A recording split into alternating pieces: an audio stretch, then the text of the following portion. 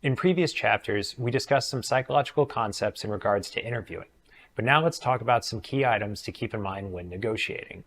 There's a concept known as the pleasure trap, which is present in insects, large animals, and even humans. This states that we want to seek pleasure, avoid pain, and conserve energy. It also describes undesired results such as settling or downward spirals. In the most common example, dieting, let's say we work a long, hard job through the day and have a long commute back home. The last thing we want to do when we get home is spend time cooking a healthy meal. So we get fast food. This not only tastes good, which is the pleasure, but it also conserves energy, so we don't have to cook or spend any time cleaning up. We're also avoiding the pain of not being hungry anymore.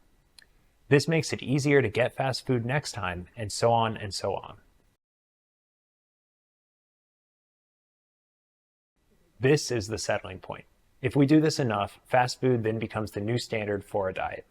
And then we find ourselves needing more and more stimulants to satisfy our hunger. And thus it becomes a downward spiral.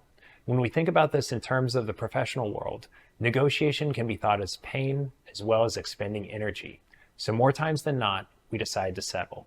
Recognize when this happens and do your best to overcome it. You will be proud in the end when you do.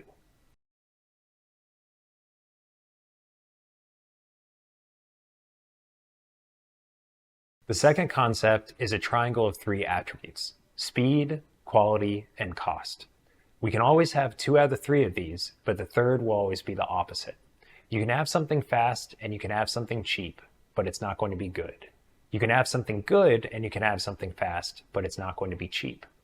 Companies understand this balancing act, and you should not feel expected to perform all three at the same time. Keep the pleasure trap and this triangle of balance in mind when you're negotiating, and you will no doubt find yourself in, as well as keep yourself in, a better position.